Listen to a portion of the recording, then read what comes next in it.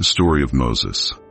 A long time ago, in ancient Egypt, the Hebrew people lived under the cruel rule of the Pharaoh, forced to work as slaves in inhumane conditions.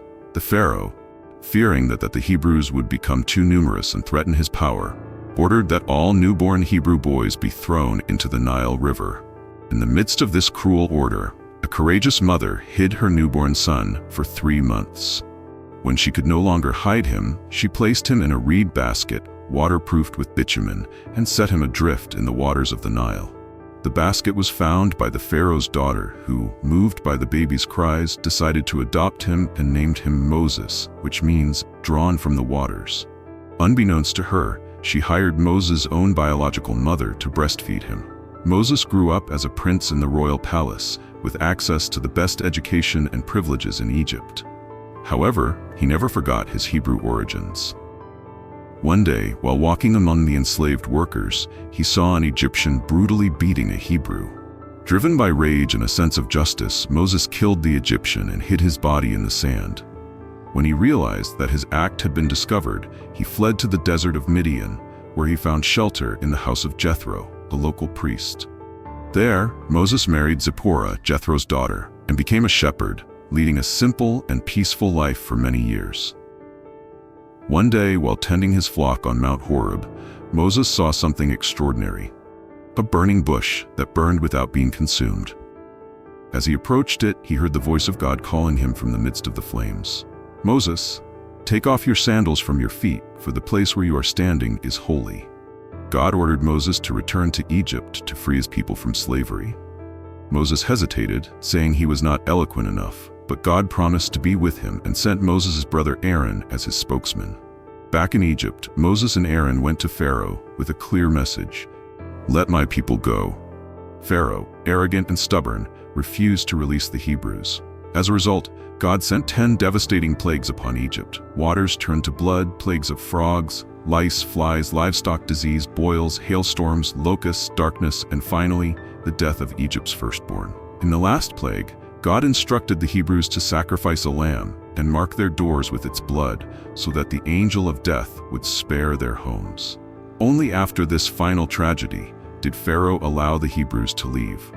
Led by Moses, the Hebrews left Egypt, but the repentant Pharaoh sent his army after them. When they reached the shores of the Red Sea, the Hebrew people found themselves trapped between the sea and the Egyptian army. Then God commanded Moses to raise his staff, and the waters parted, creating a dry path through which the Hebrews crossed to safety. When the Egyptians tried to follow them, the waters closed, drowning the entire Pharaoh's army. In the desert, the journey to the Promised Land was long and difficult.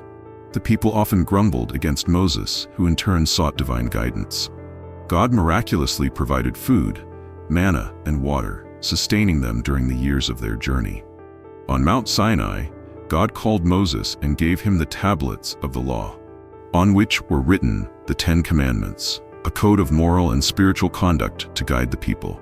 However, while Moses was on the mountain, the people, impatient, built a golden calf to worship, committing a grave sin.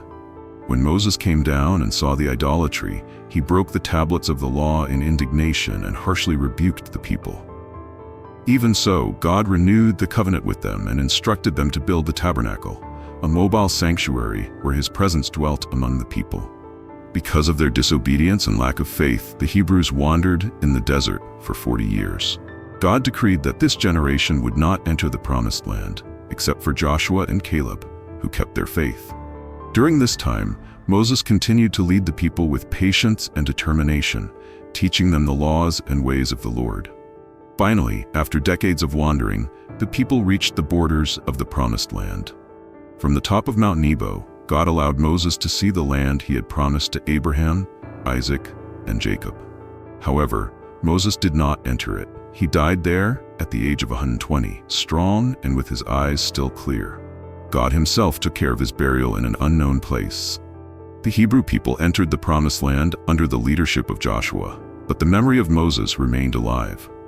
He is remembered not only as the liberator of Israel, but as the great lawgiver, the man who spoke face to face with God and who dedicated his life to fulfilling a divine mission. I hope you enjoyed the video. Remember to subscribe to the channel and activate notifications to continue watching us. Hugs and stay with God.